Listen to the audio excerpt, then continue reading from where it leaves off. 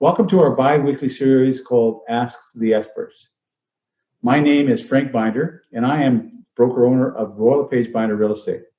The COVID-19 outbreak is the most urgent challenge Canada has faced in recent memory.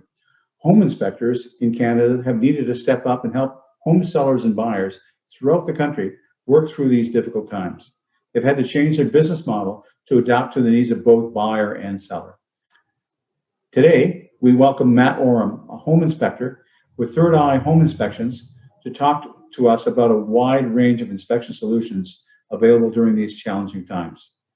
Welcome, Matt. Just want to talk to you about your business, how long you started the business, how long ago you've been in the business. I know you have a lot of background in the business in terms of skilled trades and so on and so forth, but give me a sense of when you started and so on and so forth.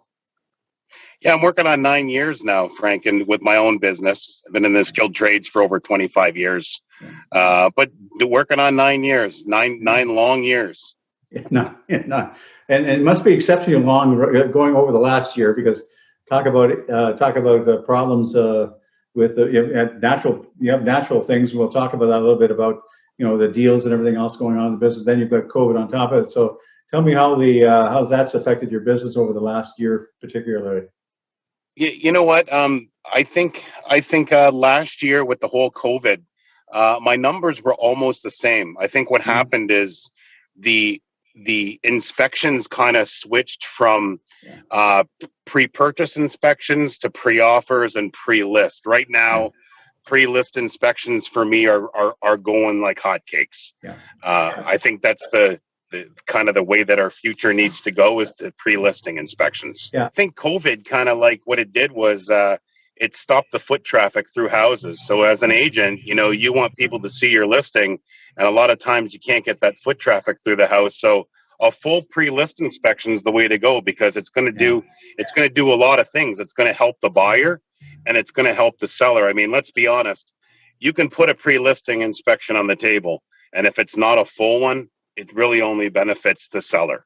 But if we're doing these things proper and we're doing them right and we're doing a full pre-list inspection, that will help both the buyer and the seller. And in a real world where we're actually when we have legislature in place for the home inspectors, that's exactly what it would be.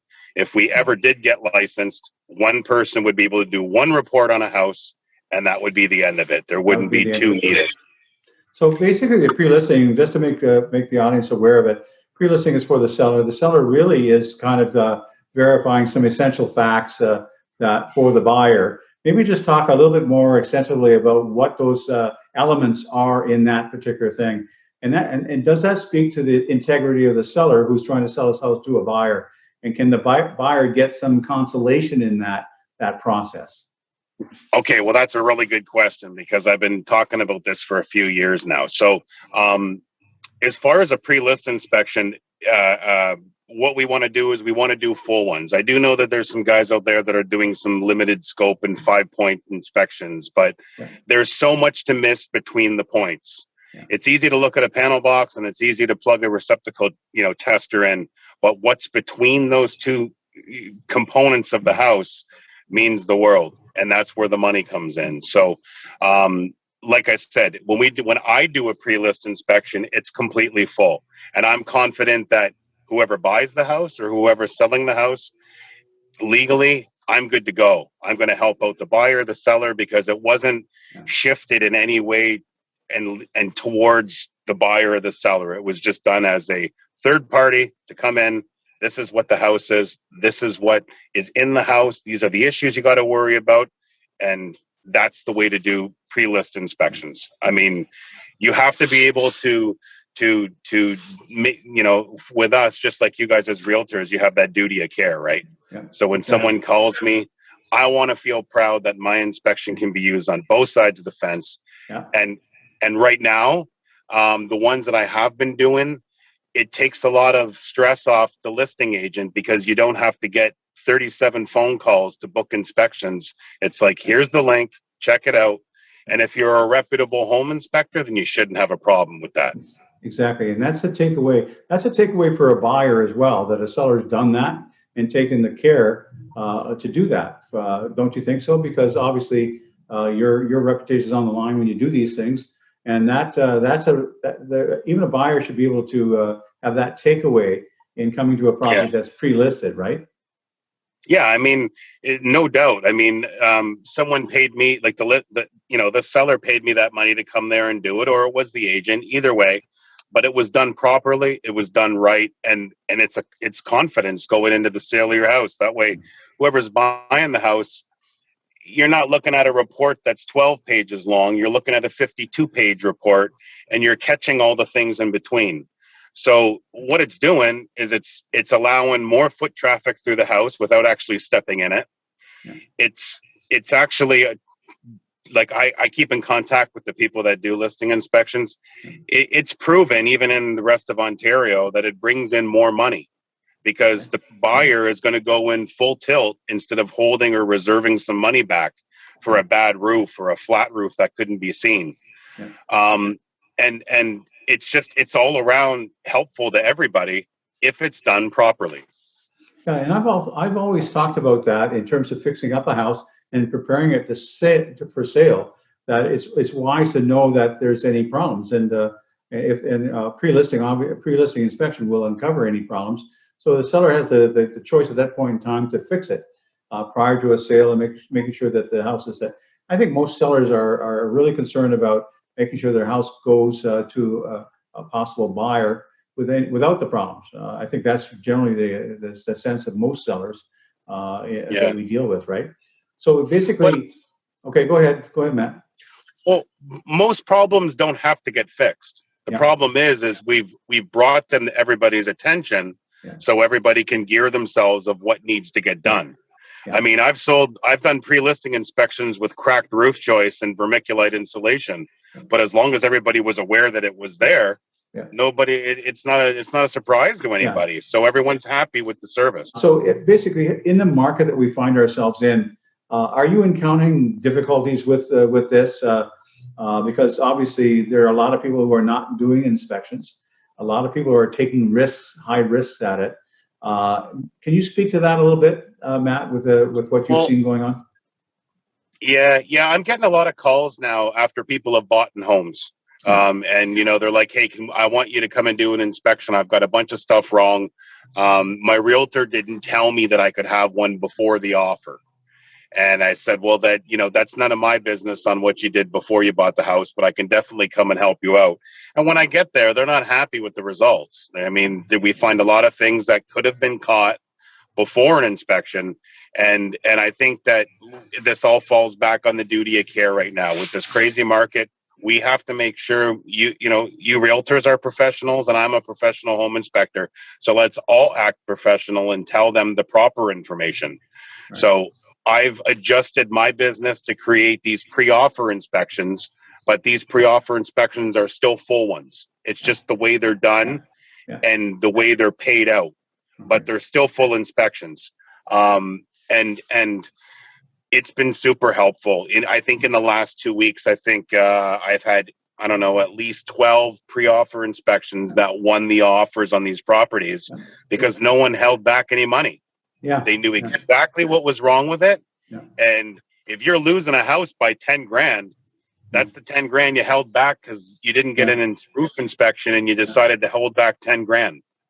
How long does it take you to do all that, Matt, for the client that you're working with? Well, it all depends. Normally, it's a 2-hour inspection, no matter what.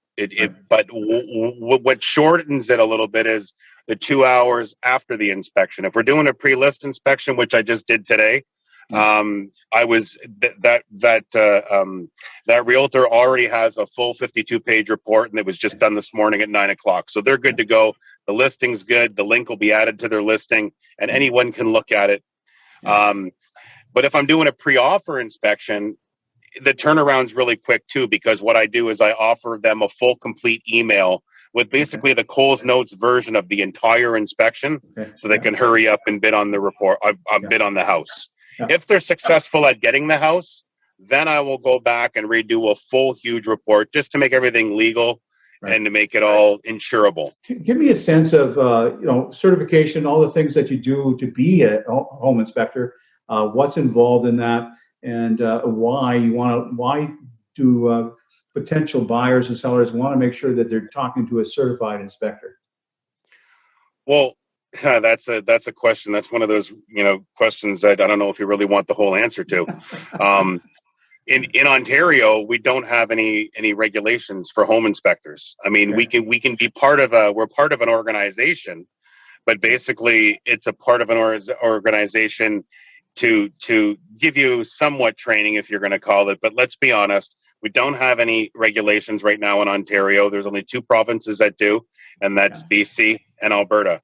And I hope we get it soon, because it's going to bring all of us inspectors down to one playing field, and it's going to make everybody do everything to the books and nothing shady. Yeah, exactly. It only takes a couple bad apples to ruin the whole pie. So, like I said, we don't have anything. We don't need it. You don't need any prior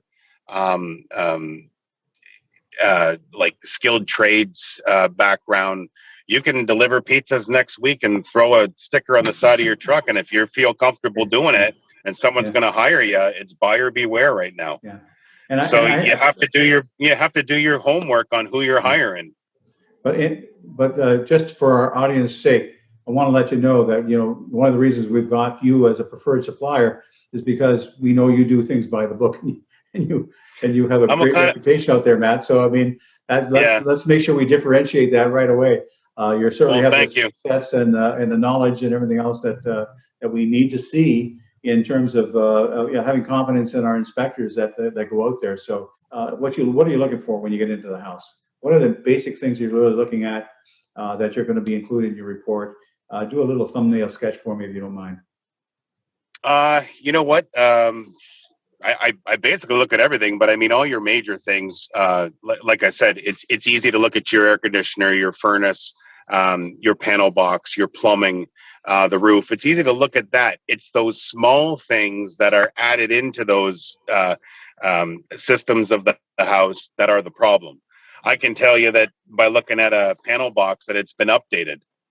But what you don't find is the knob and tube wires and the aluminum wires that are hidden in the crawl space. That's right. That you don't go into unless you're doing a full inspection. Exactly.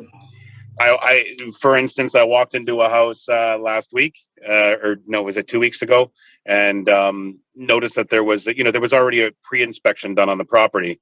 But as I'm walking downstairs, I realized that there's a lead water line feeding the house. Well, because it's not part of that realm of a limited scope, someone's getting stuck with the lead water line that's at $7,000 to fix. So it's things like that. It's all them little tiny things that you don't catch in these pre-inspections that aren't done properly.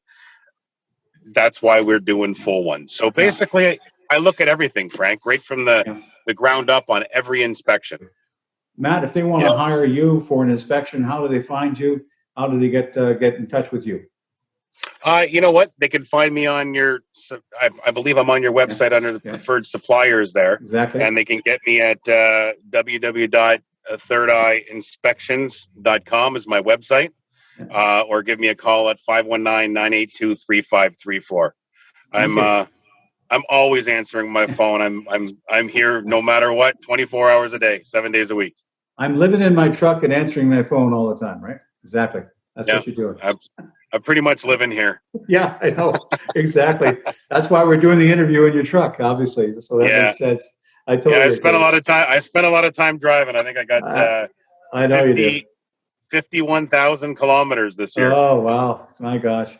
Okay, and you do cover all of Windsor, Essex County, and part of Chatham too. I understand, right? This side of Chatham, though. I don't want to go on the other side. Yeah, you don't go on the other side of Chatham. Okay. I mean, that's a big territory for people to understand that. So I just want to give that sense of what is the territory that you do cover and how you put all those kilometers on your truck. So that's a pretty good thing. Listen, thanks for taking the time today, Matt, to talk to us. I really do appreciate no problem, it. Frank. And we hope want to wish you the best in all this COVID. Keep healthy and safe. And thanks again. Appreciate it. Okay. Thanks, Frank. Take care. Yeah. Bye-bye. Bye-bye.